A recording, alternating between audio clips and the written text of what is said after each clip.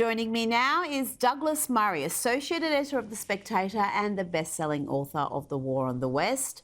Douglas, we've seen an outpouring of grief and gratitude after the Queen's death, but also it's revealed just how twisted and divorced from reality some leftist publications have become, none more so than the New York Times.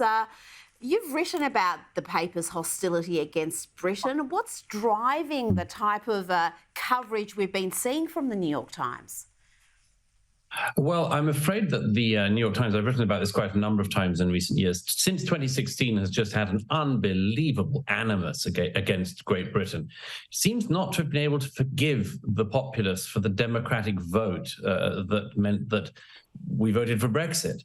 And the paper, which used to be the paper of record in the United States and used to be a very highly regarded publication, made an incredibly frivolous set of assumptions. It assumed that Brexit was the same thing as Donald Trump. It assumed that Brexit was somehow against the international liberal ideas of the New York Times. And so for the last 6 years, it's run a campaign of defamation, slander, and libel against the United Kingdom. And a quite incredible campaign. I've documented it. It's just, sometimes it's just ludicrous, like its culinary section will claim that people in Britain are basically still living on gruel and mutton. Sometimes sometimes they get just basic facts wrong, or they just get a gob left winger to say, for instance, that Britain's a racist country. Usually, by the way, an ethnic minority British person who claims that Britain is racist, yet weirdly is still in it. And then this week, I think the paper hit what is just a new low even for it. Within hours of the news of the death of Her Majesty Queen Elizabeth II, the newspaper decided to immediately run an incredibly hostile piece by a left-wing non-entity academic talking about colonialism, empire, and the crimes of colonialism, and that Elizabeth II had much to answer for, and this sort of thing. They didn't even leave it 24 hours before doing this. And we've seen in the days since other left-wing media join in. CNN, MSNBC, they've all decided to display not just animus against the Crown and against Great Britain and the Commonwealth, they've also decided to display their extraordinary ignorance of history. I mean, they seem to believe that, for instance, Elizabeth II oversaw the empire. They seem to believe the British royal family made its wealth from colonialism. They seem to think that the colonial era was so terrible that the Commonwealth countries must have been strong-armed into joining the Commonwealth. They've totally ignored the fact, of course, that every Commonwealth country's leadership, quite understandably, has been expressing their mourning and grief for the loss of Elizabeth II. And why would that be if she was such a tyrannical ruler? Only because that's in the head of these very twisted, spiteful, hateful people like the New York Times. It's quite amazing to watch and very disturbing, because it's a reminder, if I can say so, that, you know, institutions like the New York Times used to be great institutions, and they've been destroyed by hatred.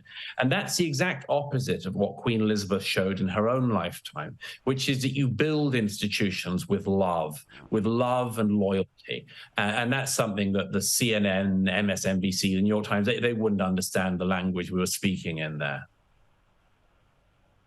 No, and it's not just the hate. As you said, it's the historical ignorance, which is astonishing, particularly when it comes from people you'd think would have a grasp of history. They're academics, they're members of the media, the working media.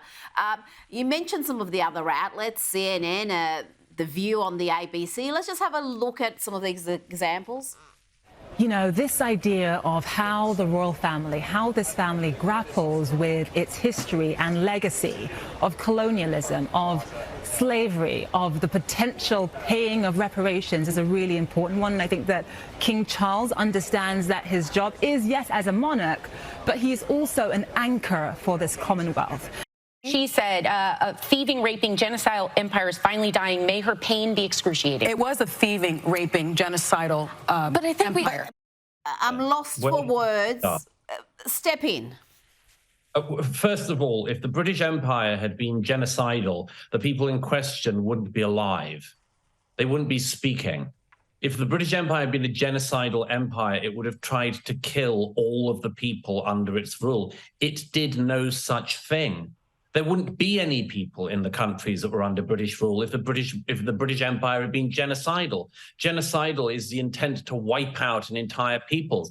The British Empire never tried to do that anywhere. That's the first thing. The second thing is that absolute moron we just saw first from CNN talking about reparations. She has no idea in her own racist hatred that Britain paid reparations 250 years ago. We paid reparations throughout the 19th century. We paid reparations for slavery by abolishing it under George III and then policing the high seas to ensure that slavery not only was outlawed across the British territories, but was outlawed across the high seas. We paid higher goods in Britain throughout the 19th century, higher prices in goods, because we wouldn't deal enslaving countries such as the United States of America. And so when people talk about reparations today, it demonstrates not just their own basically give me cash mentality, which is all that you see here, but also the incredible ignorance. They don't know that Britain paid down any moral and financial debt it ever had 200 years ago under very distant predecessors of Queen Elizabeth II. And these people are not just tin-rattling money makers. They're also just constantly showing their unbelievable ignorance of everything that happened before the day they were born. Now, Douglas, you wrote beautifully for the New York Post about why the Queen was so admired. She really did personify the notion of service and putting your responsibility and country above everything else.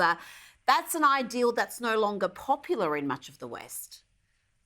I think that's true, Rita. I think it's the case that I think that one of the many things that should happen after the period of mourning for Queen Elizabeth II is a reflection on what it was that so many millions and millions of people around the world admired about her. And it wasn't just her longevity. You know, many people live into their 90s and are not widely revered and even very famous people. It's not her longevity. It's not her grace or the charm or wit. All of these things certainly are to be admired. It was for character traits and characteristics and beliefs, such as her idea of putting others before herself, putting country above all. These were values which even 2 generations ago were not uncommon. They were basically the values of our grandparents era, who, for instance, went through bad times and didn't say me, poor me, because nobody had time for that. If, for instance, as with Queen Elizabeth when she was Princess Elizabeth, you know, you were involved in the fight against Hitlerian fascism. Nobody had time to do me stuff. You had to put yourself forward for a greater cause, and she did. And she did throughout her life. As she said in one of her addresses as a young princess, she famously said that her life, whether it be long or be short, would be dedicated to the service of the people of the United Kingdom and the Commonwealth. And that really was the case with her. Until the day before she died, she was always doing her duty. She was seeing in a new prime minister and seeing out an old one just 2 days before she died. She gave her entire life for her country and for the Commonwealth and the peoples of the United Kingdom and the Commonwealth. And she never grumbled. She never complained. She never did any of the more modern thing of grousing and so on. She recognized that there are things greater than oneself and that they're worth preserving. And I think that one of the many tributes that we could all make to her in her memory is to reflect on some of those virtues, reflect on why we've lost them, why we might still admire them, and how we might still regain them. Now, before we move to other issues, if I can ask you to play amateur psychologist for just a second and comment on the rapport or lack thereof between Princess Kate and Meghan. There seemed to be no love lost between the princesses as they did the walkabout. Meghan seemed to be preoccupied with her hair a fair bit. But Douglas, what can understand why Kate isn't feeling warmth for her sister-in-law, given some of the awful things she's been accused of by Meghan. I think it's very hard and very sad that this should be the case. Prince Harry has lost his grandmother as Prince William has his.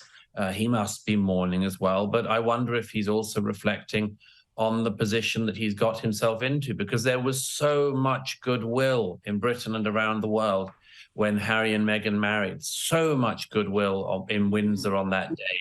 And there was such joy at this union. And they weren't given a bad time. They were given the best imaginable time, the best imaginable wave of public sympathy and admiration. And they mucked it up. And I'm afraid that apart from the disgrace of lying about their own family and lying about things that were said, which is now provably the case, the worst thing is, I don't know about you, Rita, but if I was with a family member at a gathering, even one so sad as this, and I knew that the family member had sold a tell-all memoir that was going to come out soon, I think I'd be very careful around them. And so if Harry in particular feels that there's any coldness, which, I hope they don't, I hope that the family is able to unite in mourning, but I hope he would be able to reflect on the fact that, if you insult people and lie about your nearest and dearest and then sell for many millions of dollars an allegedly tell-all memoir, I'm afraid those loved ones are going to treat you more coldly than they would if you had, not sold out. And there is an opportunity here for the Sussexes to pull back. They could decide to do the family the honor of not further embarrassing them or lying about them. They could give back the royalties. They could give back the advance. They'd still be rich. They'd still have a mansion. And they would be able to integrate back into the family. I hope that can happen, because I think, like all families that fall out, I think everybody would hope that they're able to reconcile. It's a very sad story, but I'm afraid it's one of Harry and Meghan's own making. Now, I want to ask you about 9/11. You're in the US and it's 9/11 there today. What's the mood like in New York City? Well, every year on 9/11, America comes together again to commemorate the event. It's now 21 years after the event, and for some of us, of course, it's still very fresh in our minds. But for a new generation, it's something that happened before they were born. So I think it's very important to commemorate. New York City is commemorating again today and tonight. The president gave a speech that was actually strangely lucid. But actually, I shouldn't be. It was a noble speech, and it was a fitting speech for what should be a unifying occasion. And by the way, one of the things that struck me, Rita, was that rather movingly, President Biden, in his speech, quoted Queen Elizabeth II and quoted that remarkable message that Queen Elizabeth sent to the people of New York I think the day after the attacks. And she sent a remarkable message, which was read out by the then British ambassador to Washington at St. Thomas Cathedral on Fifth Avenue. And it's now etched on the wall, actually, at that cathedral. And it was where Queen Elizabeth said to the people of New York, nothing will ever assuage your grief. And the grief will be terrible. But she said, and she finished it, and as President Biden quoted today, she said, "But grief is the price we pay for love." And I think it was a remarkable message, an incredibly important message, and I'm very proud that President Biden quite rightly saw fit to quote that on this 21st anniversary of that terrible day. Now, finally, we've spoken previously about Florida Governor Ron DeSantis. I think he's going to be a future president. And I just want to show you this clip of him giving a serve to California and its self-created energy crisis. You hear all this stuff. I hear a lot of people chirping about Florida from like California. They're so worried about Florida. They can't even keep the power on in California. Are you kidding me? Someone told me that they will be able, once all the people that want to move to Florida move out of there, then maybe they'll have adequate power. But it's just ridiculous. Douglas, the contrast between Florida and California is pretty stark right now. Yes, this week, whilst Governor DeSantis was saying that in Florida, Governor Newsom in California was sitting in a fleece in his air-conditioned home, telling the people of California what temperature to keep their homes at in order to minimize stress on the electricity grid. Yes, I think DeSantis is definitely a candidate for the presidency. The interesting thing is that his counterpart, his nemesis in California, thinks that too. And the question for the Democrats and Gavin Newsom is whether or not he can do the following. He managed, whilst he was mayor of San Francisco, to royally muck up San Francisco and turn it into a first world slum.